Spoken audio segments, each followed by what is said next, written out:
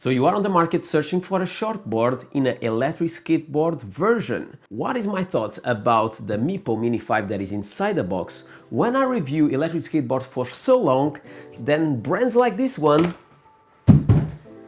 don't exist in the market anymore. If you want to know everything about it, stay tuned until the end of the video. Hi everyone, Marcus here from MADpack, and if you love tech and if you love discounts, this is the place for you because everything that I bring to you guys have links on the description below. And today is not an exception, we are going to open another electric skateboard. And if you follow me for a while, you know that I'm a big fan of PEVs, and electric skateboards was my first PEV. Meepo decided to send me this one after I review the Meepo V3S. That is a very good entry level. I used to love this board when it came out, but this brand doesn't exist anymore, so if you want to purchase, you can't. By the way, if you are searching for something much bigger, just check the Backfire Z-Lot S2 that I just have done the unboxing last week. But let's take the box. Meepo Mini 5, like we were already expecting. Let's cut here and this. And we have here also a little bit more tape. So this shortboard from Meepo, the Meepo Mini 5, comes in two different versions. So you have two batteries, one that gives you 11 miles and one that gives you 20 miles. And the battery cells that you'll find inside of the small one, they are 18650 batteries. And if you go to the big version, you will have 21700 battery cells. And this is upside down. When we talk about battery size, on the small version, you have 144 watt hours. And if you go to the big version, you have 288 watt hours. And the big difference in price, $100. I think it's a no-brainer. I'll buy the biggest version. I really don't know which ones I have inside the box, but we'll have to discover together. Before we see this a little bit closer, one of the things that makes me like so much these small electric skateboards or shortboards is the kicktail, because if you have to maneuver in small spaces, it's so much easier than big boards. But we'll see that one in a minute. And inside the box you'll get your manuals, warning cards, and 5S remote. We have here a charger with 3 amps, electric skateboard tool, some hard bushings. So when we talk about the remote, as you can see, is really tiny. If I put here next to the one that I just have reviewed, as you can see, is much shorter. So if you have a big hand, I think you'll have your hands really close to the bottom. And when we'll talk about the bottom, you have here USB-C, so definitely a plus.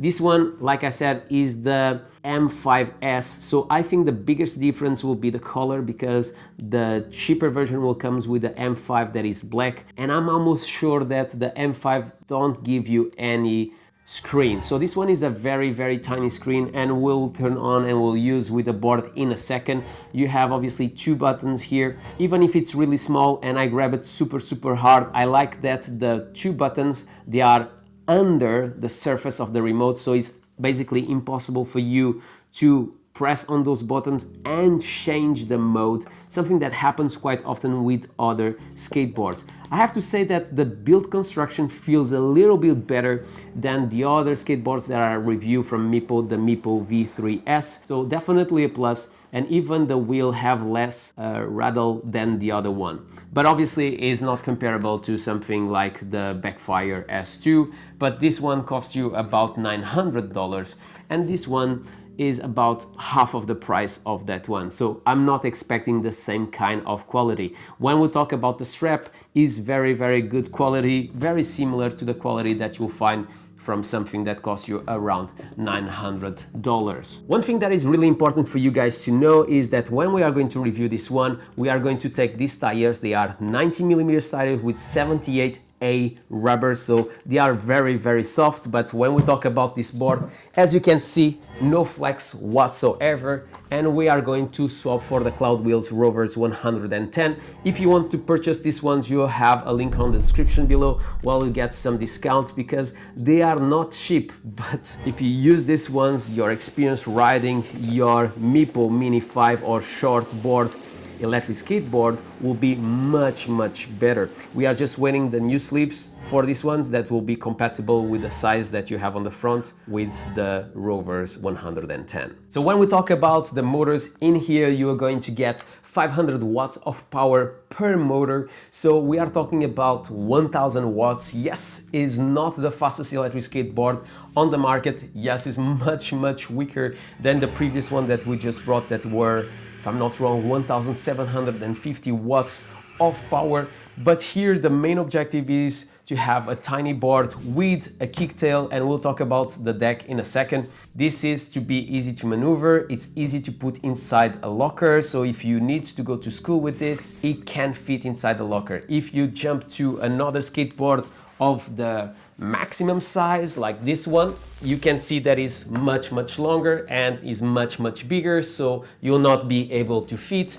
And if I grab my lift board, it was much shorter than this one, so it's slightly bigger than the lift board, but is much smaller than, for example, my Backfire Zealot S2. So when we talk about full speed on this one is 28 miles or 45 kilometers, and if you know me, I think it's too much for such a small board, because you have less space to spread your legs, to be more comfortable and to be more in control. But obviously is much better than the previous one that I showed to you. The lift board is much smaller, but also this one can go much faster. Obviously we have here about 4 years between that board and this one, but it's still a lot of speed. So be aware if you want to go at that kind of speed on this one. I think that is really dangerous, but it's up to you if you want to do it. The speed is there available to give you those kind of speed.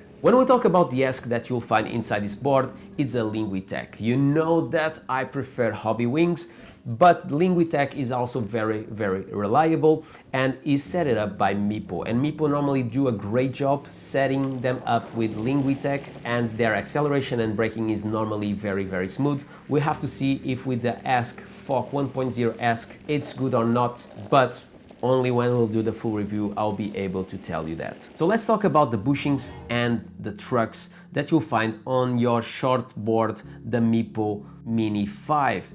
And the bushings here, they are double bearing 19 millimeters bushings. They are harder than the ones that you'll find inside the box. These ones are 100A bushings. They are harder than the ones they are inside the box because remember, this board is quite small, so it's to give the maximum stability as possible. If you want that this board is more versatile and if it curves better, you can always change, for example, the double bearing bushings on the front for the 92A.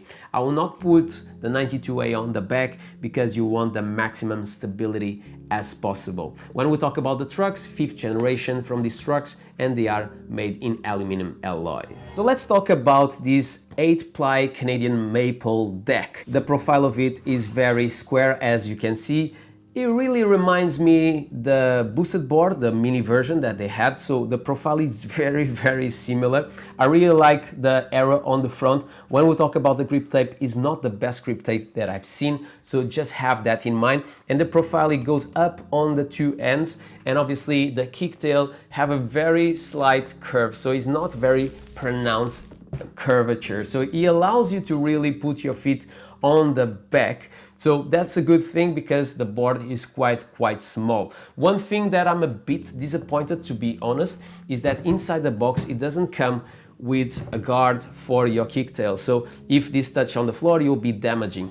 And you have some holes here to put something to cover on the bottom of your board, but you don't have nothing coming out of the box. So something that I'm not really happy. They put some rays here under your trucks, but they are plastic. So in other words, this is not going to provide more comfort. So let's talk about the enclosure here on the bottom that I really like, but I think they can really improve this one. And the first thing is, if you compare to the Meepo V2, before your ask was divided from the batteries, and they continue to be divided anyway, but all the two structures, they come together. So in that way, the structure that you have here on the bottom is much stronger. Why I think that this is important is because the profile of these boards is normally much smaller and much closer to the floor. So the risk of damaging your batteries or damaging the enclosure of your ask is less possible to happen, and all the structure, even if it's small and is already hard, there is less risk for you to damage your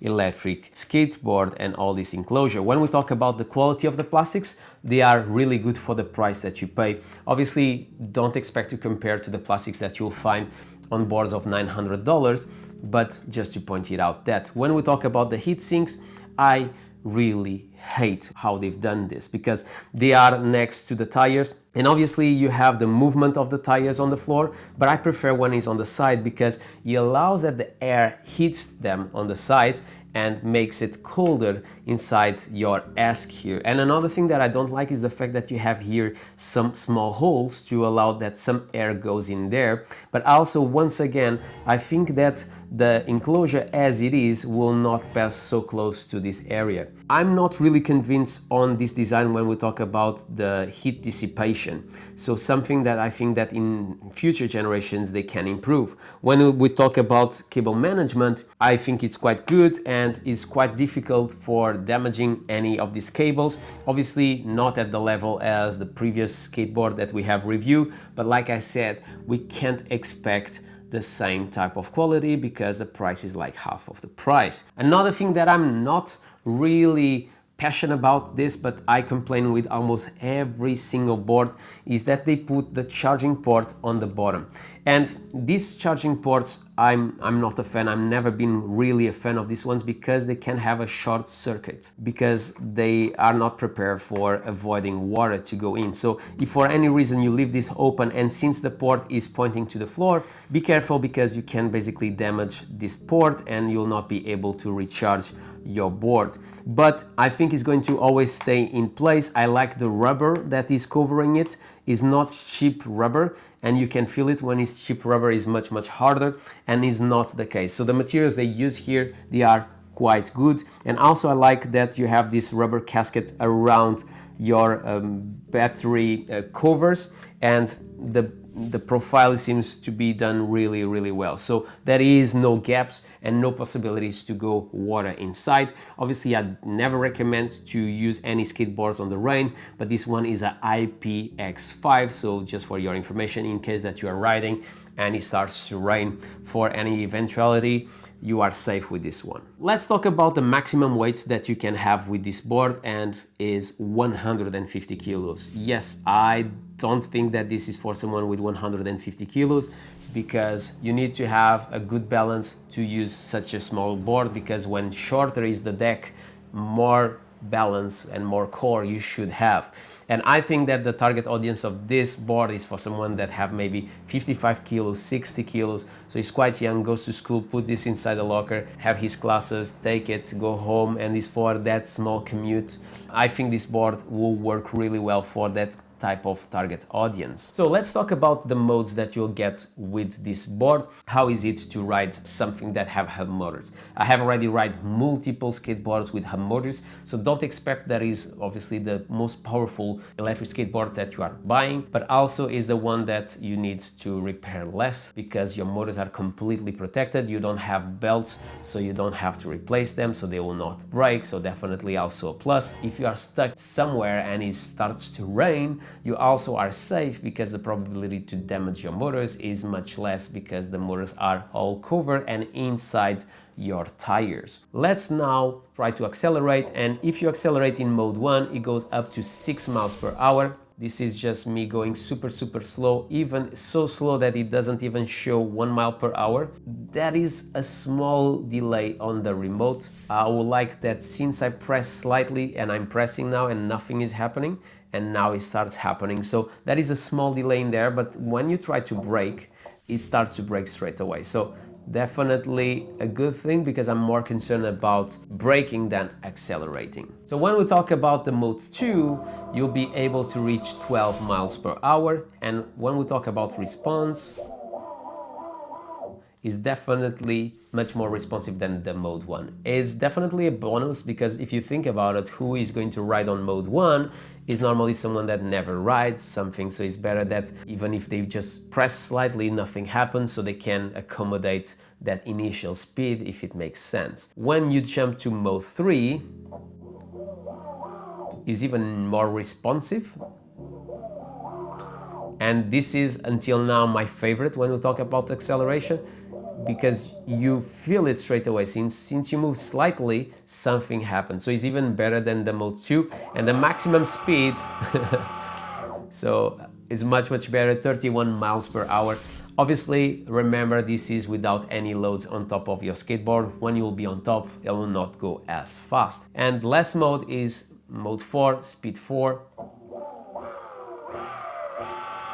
Same type of speeds, 31 miles per hour, but is slightly even more responsive than Mode 3.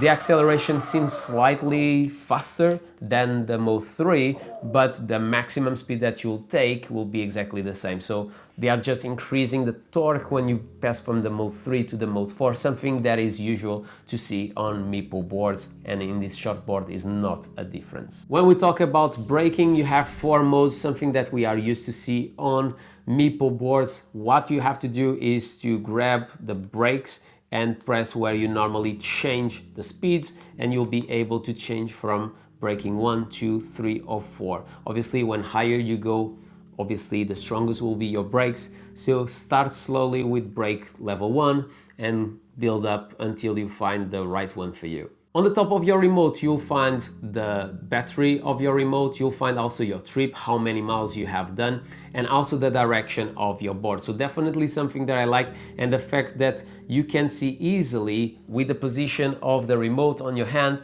if the board is pointing to go forward or backwards. So definitely a plus. Out of the box, what is really my thoughts about this one? And I have to say that besides the charging port being on the bottom, besides the grip tape could be a little bit better, and that missing part here on the back, and also the heat sinks not being on the side and being on the back, so it will not make the ass getting colder as I would like.